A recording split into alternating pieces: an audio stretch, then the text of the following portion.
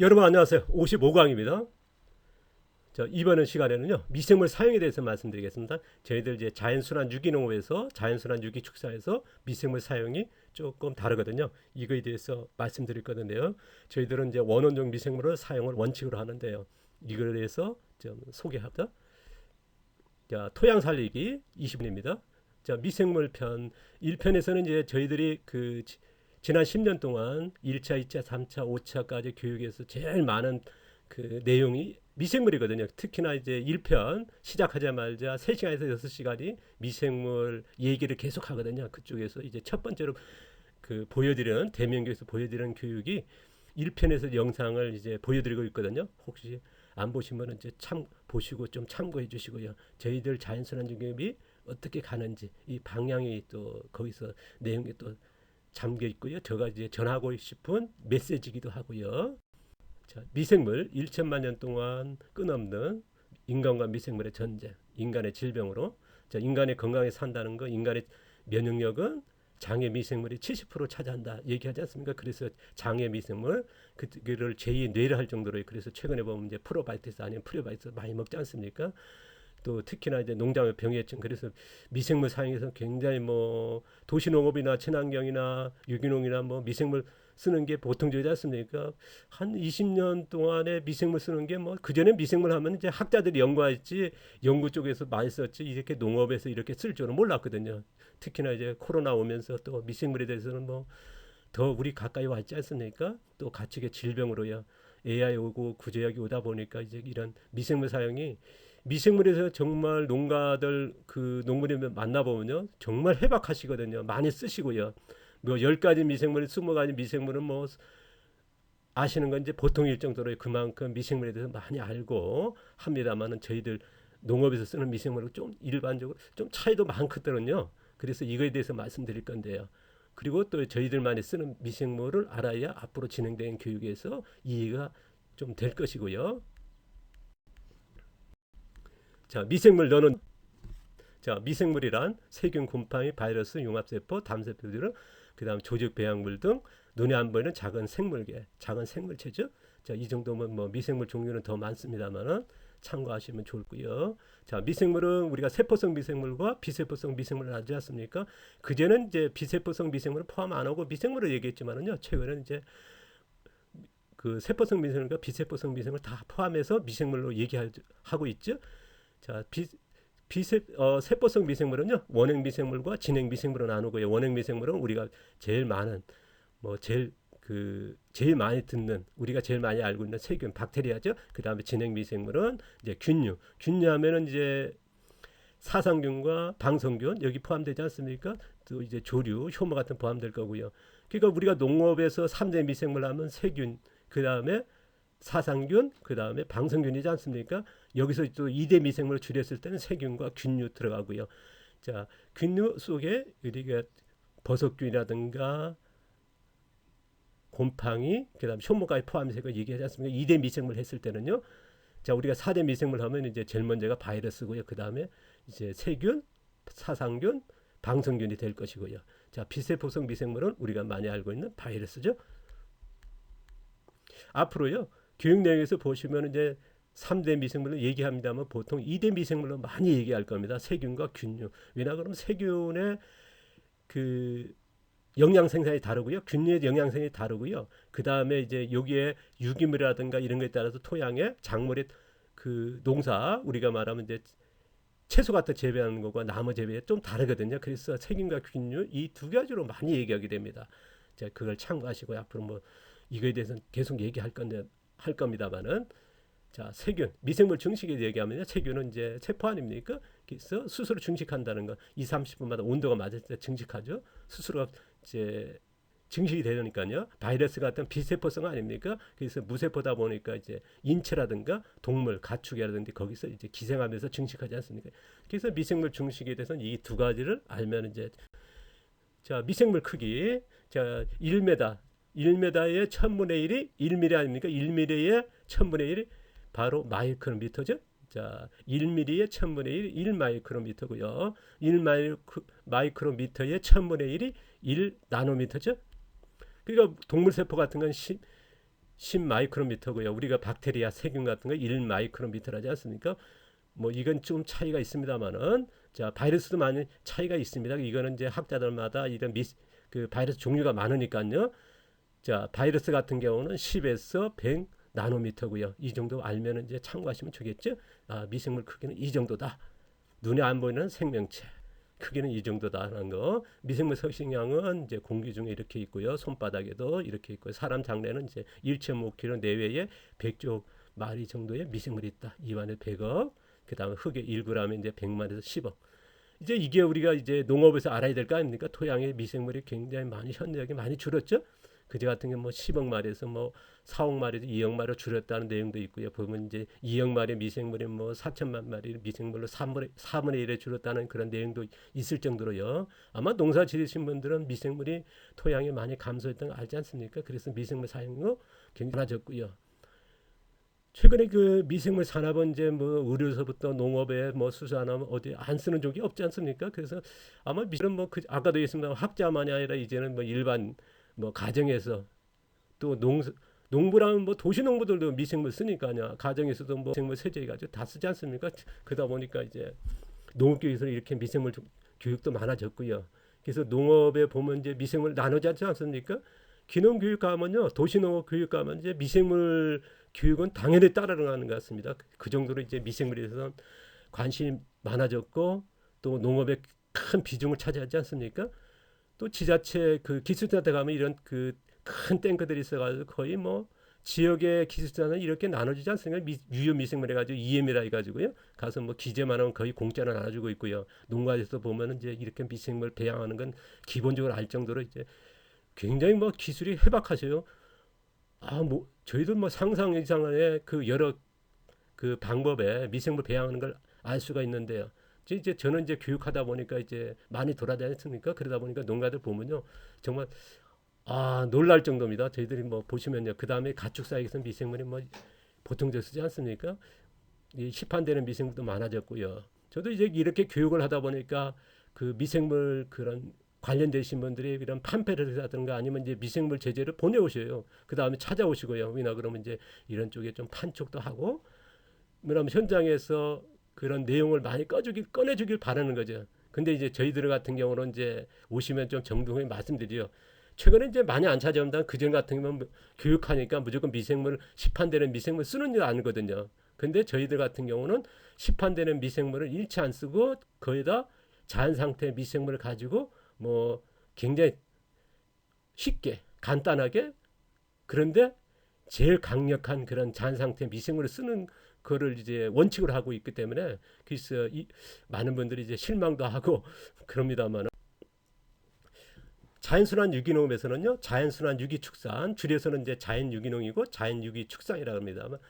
더 줄여서는 자연농이라 하고요. 그럼 자연순환 유기농업에서 미생물 활용 방법을 좀 말씀드리면요 이거에서 굉장히 제일 관심이 높을 것이고 지금 현재 그 10년 전에 8년 이전에 6년 이전에 교육 받으신 분들은 이 내용을 꼭 보셔야 되고요. 이렇게 또 사용하는 방법으로 해서 앞으로 그 기술을 터득해야 되고요. 이론적으로도 이렇게 해야 됩니다.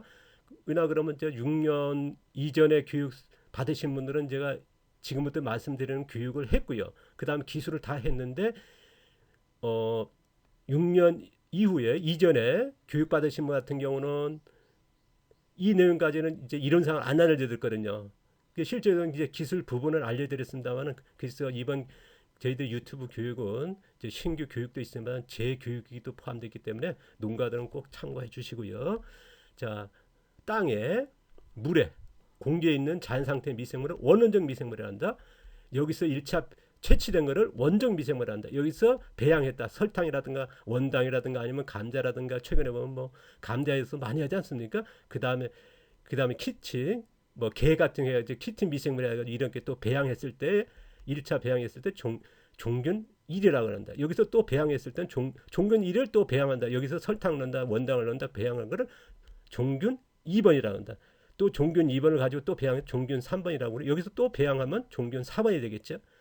그러니까 우리가 보통적으로 이제 미생물 배양에 대해서 많이 알려지지만은 이게 원운종과 원종이 이런 내용은 다 알거든요. 종균이 뭔지는요. 근데 이렇게 나눠서 쓰지는 않거든요. 보통적으로요. 아마 유튜브에서 보시면 다른 이런 미생물 얘기를 많이 할 겁니다. 교육도 많고요. 그리고 보시면 원원종과 원종과 기본적으로 이걸 알려드려야 되거든요. 그런데 이런 내용을 거의 빠져 있습니다.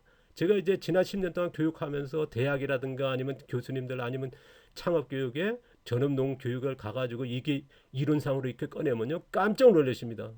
특히나 대학 교수님 같은 경우는요 현장에서는 뭐냐면 연구실 같은 데서는 그 생물학과나 그쪽에서는 이렇게 쓰거든요. 원원종과 원종과 이렇게 나눠서 합니다. 분명한 건 종교도 그렇고요. 그래서 원원종을 기본하고 원종 이상은 벗어나지 않으려고 그렇게 하거든요. 왜냐하면 미생물에 갇혀 있는 기본적인 그 에너지 종자 가져 있는 것 이게 가져 있기 때문에요. 그래서 이거는 굉장히 중요하거든요. 근데 대체적으로 미생물을 이제 우리 농업에서는 어떠냐면요. 양적으로 배양을 중심으로 하거든요. 왜냐하면 2, 30%나 증식되지 않습니까? 대체 보면 이제 세포성 미생물은 많이 증식을 하니까요. 보면 세균류 같은 이런 것들이 효모 같은 증식해서 많이 쓰지 않습니까? 그러다 보니까 설탕이나 원당 아니면 감자 갈아 넣고 아니면 키틴 이게 보통으로 보면 그 키틴은 아닙니다만은 게 껍질은 아닙니다만 대체 보면 설탕이나 감자 같은 건 뭐냐면요. 양적인 배양이거든요. 숫자를 많이 늘려서 배양하려고 그럽니다. 그러니까 배양 과정에 보면 대사 물질이 나올 것이고요. 그 다음에 이제 그 배양 과정에 뭐냐면 이제 영양이 됩니다. 식물에 영양이 되거든요. 그러니까 여기에 썼을 때 미생물보다는 이래 영양 부분이 많아지거든요. 그러니까 미생물 숫자로도 효과도 있지만은 대개 보면 이런 대사물질과 우리가 양의 영양과 같은 식물의 영양 이런 것들을 봐가지고 효과가 더 발휘되고 있는 상태거든요. 그러니까 이게 제가 언젠가는 이제 또 교육 내에서 이 부분에서 얘기하겠습니다만은 지금 현재의 농업에서는 뭐냐면 양적인 배양을 많이 하거든요. 원래는요 원원종과 원종을 배양한다 아니면 원종을 가서 종균을 배양할 때 연구실이라든가 진짜 그 미생물 다루신 분들은 뭐냐 양적인 배양이 아니라 원원종이 가져 있는 기본의 그런 활성도라든가 이런 것들을 유지하려고 하는 배지체로 쓰거든요. 그래서 우리가 설탕에서 숫자를 늘리는 쪽으로 배양되는 게 아니고요. 미생물 원원종이 가진 거를 원종으로 배양하는데 배지체로 해서 증식만 시키는 쪽으로 가거든요. 그러니까 전혀 다른 거죠 개념이. 그러니까 그 뭐 농가에서 보면 이런 것들을 원원종과 원종의 종균의 이런 것도 나누지 않았지만은 또 배양하는 과정에서도 보면 좀 안타깝거든요. 그러니까 미생물의 효과보다는 뭐냐면 아까도 했으면 배양하는 과정의 대사물질과 양의 영양, 식물의 영양이거든. 이 효과가 굉장히 많이 기여해버리거든요. 비중이 많이 높다는 거죠. 지금 농가 그 배양하는 과정은요. 이런 것들 차이를 좀 알고 갔으면 좋겠다는 것 나중에 이 부분에서는 또 다룰 것이고요. 제가 이제 대학이라든가 이런 그 관련대가 전문가들 했을 때 교육을 하면요. 깜짝 놀라시고요. 그리고 제가 묻습니다. 자, 원원종과 원종과 종균을 나누는 게 이게 이게 틀렸는가 물었을 때 당연하게 쓰고 있으면 이게 맞다 그러거든요. 그리고 굉장히 놀라하십니다. 그래서 이미 그 검증된 거고요. 그래서 지난 10년 동안 교육하면서 저 나름대로 검증을 거쳤기 때문에요. 그래서 농가들한테 지난 6년 동안 또 농가들한테 교육을 통해서 농가들이 사용해 봤을 때 농가설이 뭐냐면 이쪽에 그 미생물 아시는 분들 오거든요. 이거 설명했을 때 깜짝 놀란다 그럽니다. 그래서 제가 만났을 때 보면 농가분들이 뭐라 그러냐 선생님 원원종이라는 원종과 이 차이가 엄청났습니다. 그분들이 뭐냐 극찬을 하고요. 저희들 다르게 보더라 그런 얘기를 하시거든요. 그래서 저도 마음적으로 굉장히 뿌듯함을 느끼고 있는데요.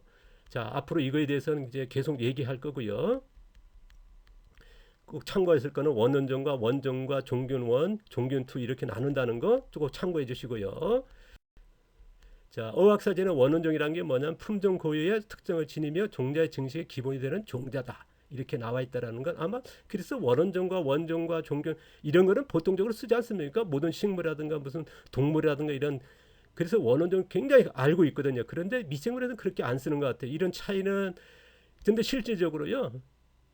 미생물의 그런 연구나 그런 쪽에 하시는 분은 분명 원원종과 원종을 나눕니다. 그리고 배지에서 배양하는 방법도 그렇고요. 그래서 왜냐하면 나중에 농가들한테 우리가 원종을 가져가지고 뭐 종균이라든가 종균투를 판매할 때는 뭐 증식적으로 갑니다. 왜냐 그러면 양적인 배양으로, 왜냐하면 팔아야 되니까 수익을 내기 위해서. 근데 농가에서는 그렇게 가서는, 왜냐하면 수익 내는 방법이 아니거든요.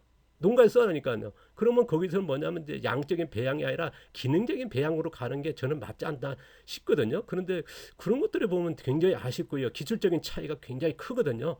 그래서 이거에 대해서는 나중에 다시 얘기할 거고요. 여러분을 이해를 돕기 위해서 또 참고하면요. 아까도 얘기했습니다. 땅, 물, 그 다음에 공기 중에 있는 거를 원원적 미생물이 한다. 원원적 미생물 첫 번째 채취된 걸 원종이라고요. 여기서 배양된 거를 이제 증식된 거를 종균1, 종균2, 종균3 뭐 이런 식으로 나눈다는 거. 앞으로 이렇게 우리가 자연순환 유기에서 원원종을 원칙을 하고 불가피하게 준비가 됐을 때는 원종까지 쓰는 거는 허락합니다. 뭐 쓰기를 뭐 얘기를 합니다만은 그래도 원원종을 쓰는 게 제일 효과적이더라. 제가 이제 지난 오래 써봤지 않습니까? 10년, 20년 이제 계속 지금도 농사 짓고 있으면 원원종을 써보니까요. 지금도 이제 가축을 키우면서 저희 같은 경우는 퇴비라든가 사료라든가 전부 다 이렇게 원원종을 쓰거든요. 그러면 효과는 굳이 뭐 종균 사다 만들 필요도 없고 증식할 필요도 없고요. 굉장히 좋거든요. 그래서 저는 이렇게 권장하고 있으면 농가들도 실적으로 효과 있더라는 거죠. 검증이 됐고요. 자, 요구르트 김치입니다. 여러분들 좀 오해 마시고요. 저는 이제 이걸 참고하시라고 저 예를 듭니다. 자, 요구르트나 김치에는 뭐 공통적으로 유산균이 많지 않습니까? 보시면 요구르트에 만들 적에 우리가 여기는 어떻습니까? 우리가 종균 넣지 않습니까? 김치에는 뭐 김치 만들 때 종균 미생물 넣는 사람 없지 않습니까? 김치는 이제 잔 상태에서 원원종이죠. 자, 요구르트에는 우리가 뭐냐면 당과 우유라고 하는 거기 먹이체에 종균을 넣지 않습니까? 그래서 종균의 미생물과 원원종의 미생물이 차이죠. 김치와. 자, 우리가 김치 먹고 이제 화장실 가면 나온다지 않습니까? 변으로도요. 근데 우리가 요구르트 같은 경우는 뭐 여러분들 잘 아시다시피 지금 최근에 보면 미생물 프로바이오틱에서 많이 확산되지 않습니까? 프리바이오틱이고요. 근데 1세대 미생물이 나오고 2세대 나오고 3세대 나오고 4세대 지금 5세대까지 나왔거든요. 근데 5세대까지 나온 이유는 뭐냐면 1세대, 2세대, 3세대를 먹었을 때 입에서 대번에 사멸해버리고 위에서 가더라도 위에서 장까지 안 가기 때문에 그래서 지금 4세대, 5세대까지 나왔거든요. 4세대, 5세대 나온 건 뭐냐면 미생물 그 배양 과정의 대사물질 이런 것들이 굉장히 강력하거든요. 그래서 대사물질에서 또 미생물이 왜냐하면 대사물질에서 배양했을 때 미생물은 굉장히 강력해지거든요.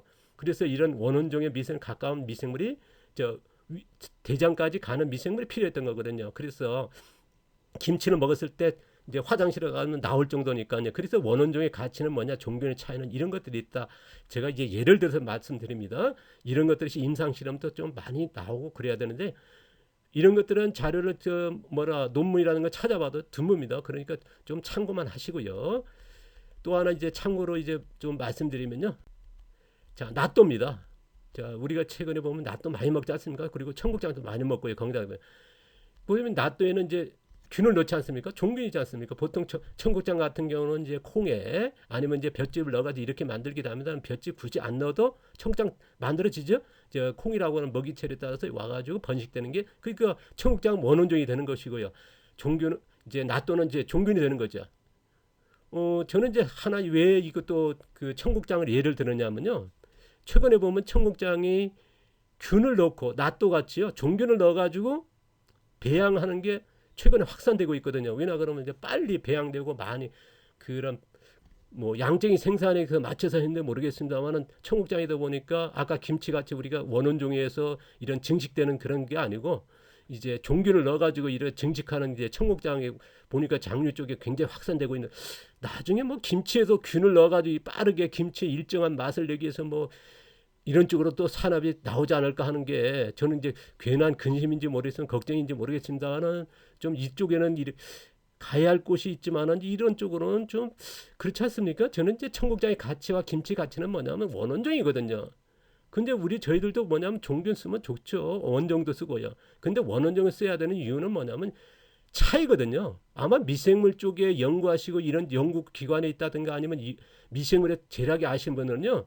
원원종과 원종과 종균 차이는 다 알 거란 겁니다.